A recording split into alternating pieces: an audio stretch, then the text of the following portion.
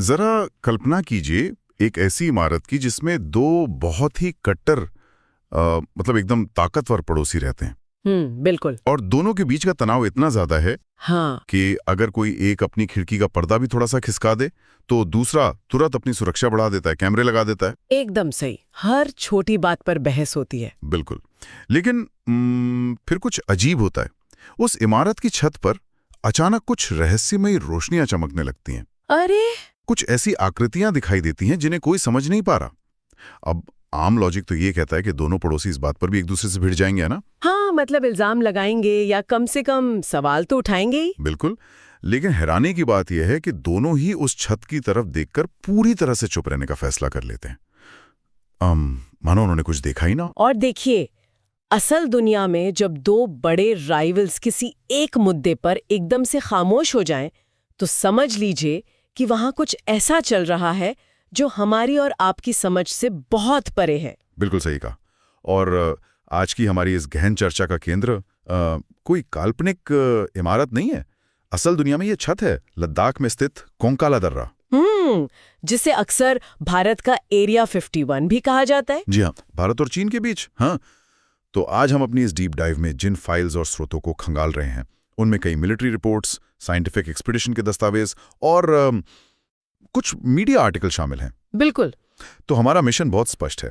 इन जटिल, कभी कभी डरावने और बेहद रहस्यमयी दावों के बीच से सच्चाई, स्थानीय कहानियों और असली विज्ञान को अलग अलग करके एक स्पष्ट तस्वीर सामने लाना। हाँ, और जो लोग हमें सुन रहे हैं उनके लिए ये जानना काफी दिलचस्प होगा कि ये एक ऐसा विषय है जहां भूगोल, दुनिया की पॉलिटिक्स और मतलब अजीबोगरीब घटनाएं एक ही पॉइंट पर आकर टकराती है। कोंकाला कोई स्पॉट नहीं है, ये एक बेहद सीरियस और रहस्यमयी जगह है। चलिए इसे थोड़ा खोल कर समझते हैं, क्योंकि सीधे एलियंस और रहस्यमयी उड़न तश्तरियों की बात करने से पहले ये समझना बहुत जरूरी है कि ये जगह इतनी कटी हुई और अलग थलग क्यों है। हाँ, इसका भूगोल समझना बहुत जरूरी है। मुझे लगता है कि इस जगह का जो भूगोल है वो सीधे तौर पर इस रहस्य की नींव रखता है। हमारे स्रोत बताते हैं कि कोंकाला दर्रा हिमालय की काराकोरम रेंज में है। यह लाइन ऑफ एक्चुअल कंट्रोल यानी LAC पर पड़ता है। ये वही विवादित क्षेत्र है जहां 1962 के भारत-चीन युद्ध के बाद से सब कुछ एक तरह से फ्रीज हो गया है। एकदम सही। 1962 के युद्ध के बाद जो कूटनीतिक समझौते हुए, उनके कारण ये क्षेत्र प्रैक्टिकली एक नो मैन्स लैंड बन गया है। मतलब कोई वहां जाता नहीं है। हाँ, मतलब यहाँ ना तो भारतीय सेना और ना ही चीनी सेना परमानेंट बेस बनाकर रहती हैं या स्थायी रूप से गश्त करती हैं। बस दोनों के बीच एक खामोश समझौता है। समझ गया। और अगर हम इसके भूगोल की बात करें तो ये दुनिया के सबसे ऊंचे और सबसे दुर्गम रास्तों में से एक है। हाँ। इतनी ऊंचाई, जमा देने वाली ठंड और ऑक्सीजन का स्तर इतना कम कि एक आम इंसान के लिए वहां सिर्फ खड़ा रहना भी लगभग नामुमकिन है। बाप रे। तो अक्सर जो लोग इस बारे में पढ़ते हैं उनके मन में ये सवाल उठता है कि क्या ये भयानक सन्नाटा और इंसान का वहां ना होना ही इन रहस्यों की असली वजह है? ये काफी वैलिड पॉइंट है। मेरा मतलब है, जब कोई जगह इतनी वीरान होती है जहां मीलों तक बर्फ के सिवा कुछ नहीं है, तो क्या ऑक्सीजन की कमी में इंसानी दिमाग खुद ही चीजें इमेजिन करने लगता है? ये सवाल बहुत लाजमी है। साइकोलॉजी भी कहती है कि खालीपन में हमारा दिमाग पैटर्न्स ढूंढने लगता है। हाँ, है ना? लेकिन देखिए, अगर हम एक शांत और तार्किक नजरिए से देखें तो एक जियोपॉलिटिकल विवादित क्षेत्र का सन्नाटा किसी भी अजीब घटना को और ज्यादा सीरियस बना देता है। कैसे? क्योंकि जब कोई जगह नो मेन्स लैंड होती है तो वहां होने वाली कोई भी हलचल तुरंत शक के घेरे में आ जाती है। ध्यान देने वाली बात यह है कि वहां कोई आम नागरिक या इंडिपेंडेंट जर्नलिस्ट तो टहलने जा नहीं सकता। हाँ, वहां केवल ट्रेनिंग पाए हुए सैनिक या खास साइंटिफिक टीमें ही पहुंचती हैं। बिल्कुल। और यहाँ बात सच में बहुत दिलचस्प हो जाती है, क्योंकि अगर वहां आम इंसान जा ही नहीं रहा है तो फिर आसमान में उड़ने वाली ये अजीबोगरीब चीजें देख कौन रहा? सही सवाल है। इसका जवाब कोई इंटरनेट के कॉन्स्पिरेसी थियरी वाले लोग नहीं है, बल्कि देश की सबसे प्रतिष्ठित और भरोसेमंद एजेंसियां हैं। हमारे स्रोतों 2004 की एक बहुत ही हैरान कर देने वाली घटना की डिटेल देते हैं। हाँ, इसरो वाली घटना। जी, इसरो के वैज्ञानिकों की एक टीम लाहौल स्पीति के पास एक ग्लेशियर की स्टडी करने गई थी और उन्होंने अपनी लॉग बुक में जो दर्ज किया वो किसी साईफाई फिल्म जैसा था। हाँ, और क्या आप अंदाजा लगा सकते हैं कि उन वैज्ञानिकों ने बर्फ के उस वीरान रेगिस्तान में असल में क्या देखा था? क्या देखा था? उन्होंने पहाड़ों के ऊपर तैरती हुई एक रोबोट जैसी आकृति देखी थी। एक मिनट, रोबोट जैसी आकृति? मतलब हम किसी चमकती हुई लाइट की नहीं, बल्कि एक फिजिकल सॉलिड चीज की बात कर रहे हैं? बिल्कुल। रिपोर्ट के मुताबिक ये करीब 4 फुट की एक आकृति थी जो बर्फ की खड़ी ढलान पर ऐसे चल रही थी जैसे कोई इंसान चल रहा हो। अरे बाप रे! वैज्ञानिकों ने उसे दूरबीन से देखा। वे उसके पास जाने की कोशिश करने लगे, लेकिन अचानक वो आकृति एक पल में वर्टिकल यानी एकदम सीधे ऊपर की तरफ उड़ी और आसमान में गायब हो गई। सीधे ऊपर, बिना किसी आवाज के? हाँ, अब सोचिए, ये वो लोग हैं जिनका दिन रात का काम ही आसमान, सैटेलाइट्स और स्पेस का अध्ययन करना है। वे किसी वेदर बलून या किसी साधारण ड्रोन को देखकर धोखा नहीं खाएंगे। बिल्कुल नहीं। उनकी टीम का इस तरह की घटना को आधिकारिक तौर पर दर्ज करना अपने आप में एक बहुत बड़ा रेड फ्लैग है। और कहानी सिर्फ 2004 के इसरो एक्सपीडिशन पर आकर रुकती नहीं है। हमारे पास 2012 की आईटीबीपी यानी इंडो तिब्बतन पुलिस की रिपोर्ट्स भी हैं।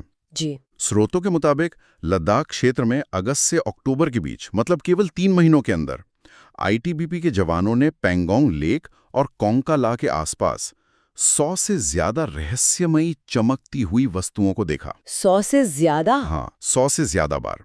और ये वस्तुएं कोई टूटता तारा या उल्कापिंड नहीं थीं। रिपोर्ट्स बताती हैं कि वो पीले रंग के गोले थे जो क्षितिज यानी होराइजन पर घंटों तक एक ही जगह पे टिके रहते थे। हाँ, और अगर हम इसे एक बड़े परिदृश्य से जोड़कर देखें तो ये बात इसलिए अहम है क्योंकि आईटीबीपी के जवान कोई नौसिखिए नहीं होते हैं। बिल्कुल। उनकी ट्रेनिंग ही इसी बात के लिए होती है कि सीमा पर होने वाली हर छोटी हलचल, हर ड्रोन, हर विमान को पहचाने। वो दिन रात उसी माहौल में ड्यूटी करते हैं। लेकिन मुझे यहाँ एक बात समझ नहीं आ रही। क्या? अगर आईटीबीपी ने 2012 में 3 महीने तक लगातार 100 से ज्यादा बार ये रोशनियां देखी, तो क्या उन्होंने एक भी तस्वीर नहीं ली? मेरा मतलब है, हमारी सेना के पास क्या कैमरे नहीं थे? आज के समय में जब हर कोई हर चीज रिकॉर्ड कर लेता है, तो इतने बड़े सबूत की कोई तस्वीर पब्लिक में क्यों नहीं है? देखिए, ये एक बहुत ही प्रैक्टिकल सवाल है जो कोई भी इंसान पूछेगा, लेकिन इसके 2-3 पहलू हैं। पहला तो ये कि वो जगह इतनी ऊंचाई पर है और वहां का तापमान इतना कम होता है कि आम कैमरे और उनकी बैटरियां अक्सर फ्रीज हो जाती हैं। ओ, बैटरी ड्रेन हो जाती है। हाँ, और दूसरा, रात के अंधेरे में या धुंधलके में मीलों दूर आसमान में चमकती किसी चीज को नॉर्मल लेंस से कैप्चर करना बहुत मुश्किल है।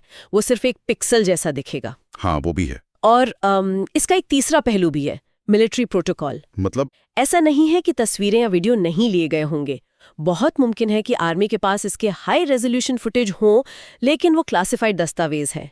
अच्छा, सीक्रेट फाइल्स। बिल्कुल। सेना अपनी सर्वेलेंस क्षमताएं और फुटेज आम पब्लिक के लिए यूट्यूब पर तो नहीं डालेगी ना। हाँ, ये पॉइंट तो है। मतलब सबूत हैं, लेकिन वो हमारे और आपके लिए अवेलेबल नहीं है। बिल्कुल।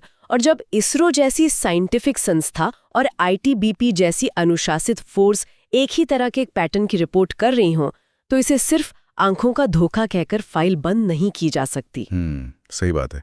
और इसके साथ ही हमें उन लोगों की भी सुननी चाहिए जो असल में उस इलाके के आसपास रहते हैं, मतलब वहाँ के स्थानीय चरवाहे और तीर्थयात्री। ओह हाँ, स्थानीय लोगों के दावे तो इस पूरे मामले को एक अलग ही लेवल पर ले जाते हैं। स्रोत बताते हैं कि वहाँ के बंजारे और गाइड सिर्फ आसमान में लाइट्स नहीं देखते। हाँ। उनका दावा है कि उन्होंने पहाड़ों की जमीन के अंदर से विशाल त्रिकोणीय आकार के यान बाहर निकलते देखे हैं। जमीन के अंदर से?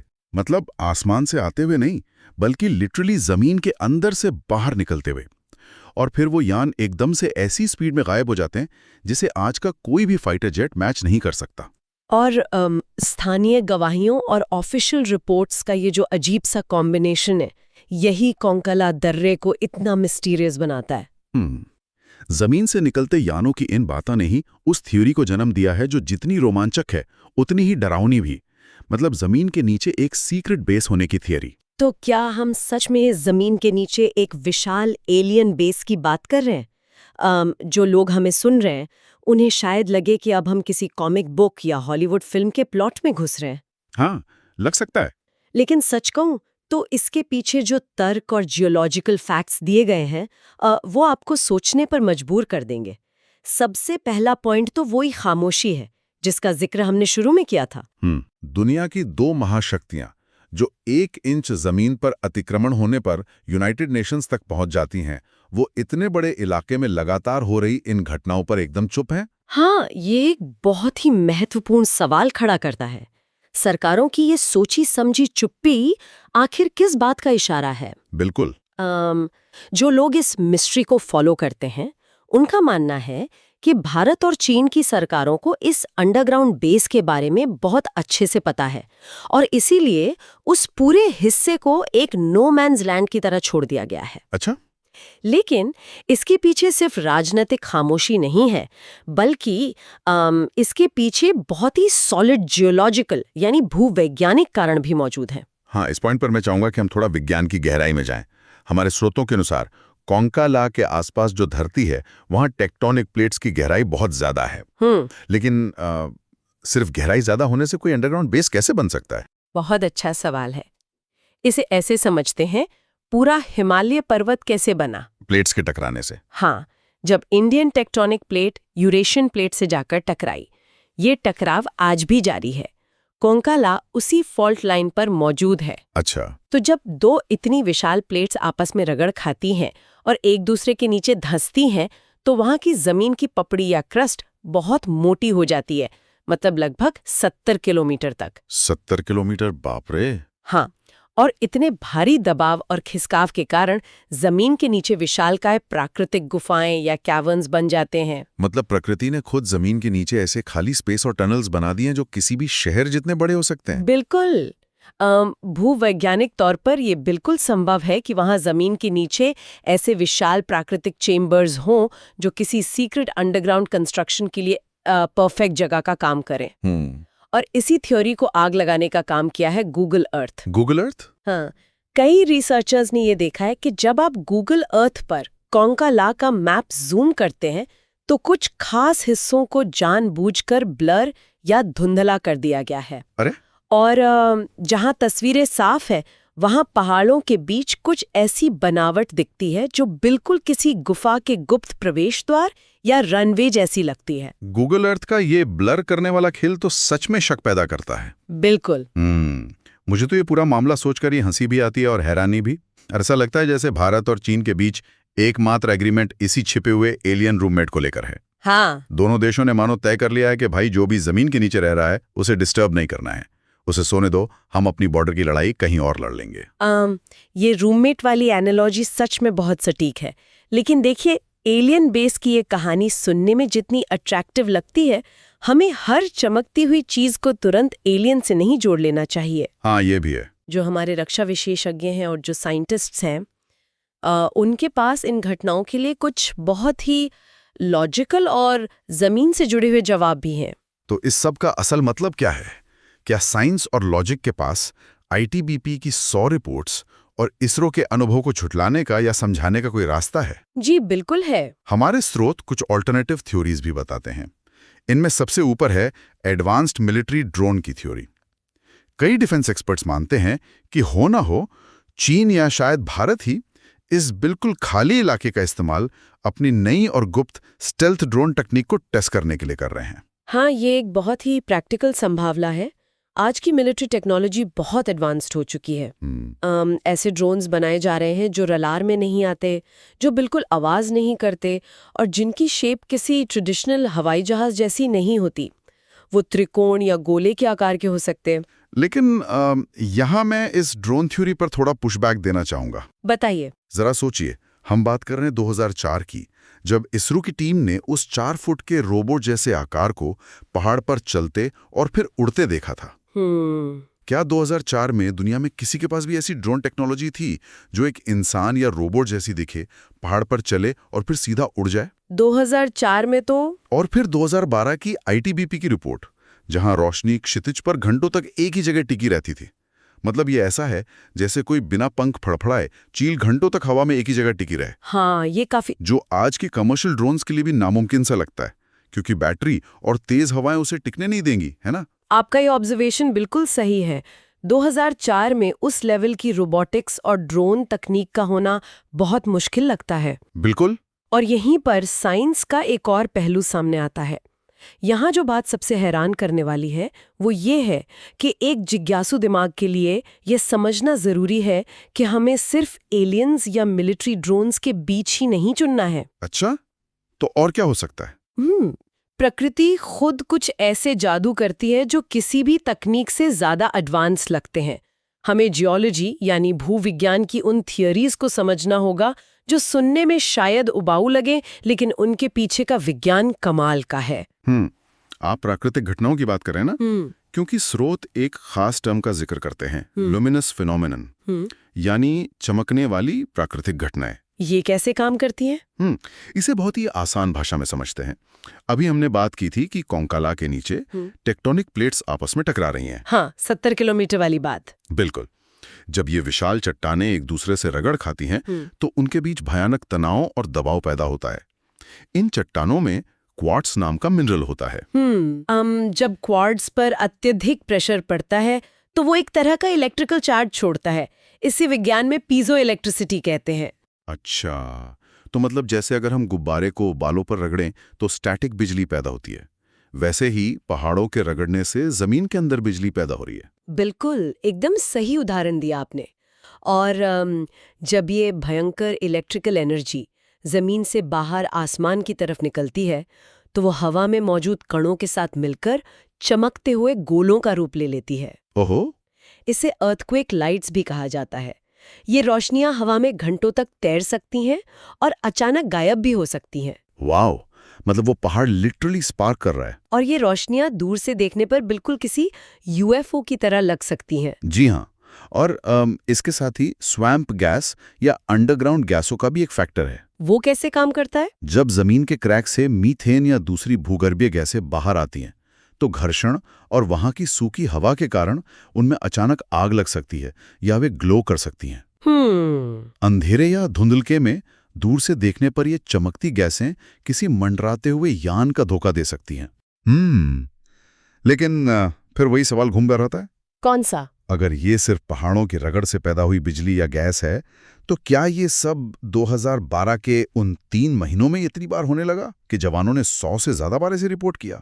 हाँ, ये एक बड़ा सवाल है। और वो 2004 का इसरो वाला रोबोट कोई गैस या बिजली का घोला रोबोट की तरह पहाड़ पर तो नहीं चलेगा? बिल्कुल नहीं। खैर, सच्चाई जो भी हो, एक बात तो एकदम शीशे की तरह साफ है कि ये कोई गांव के चौराहे पर गढ़ी गई भूत प्रेत की कहानी नहीं है। बिल्कुल नहीं, ये एक वेल डॉक्यूमेंटेड मिस्ट्री है। हाँ, और इस पर दुनिया की बड़ी मीडिया एजेंसियों ने ध्यान दिया है।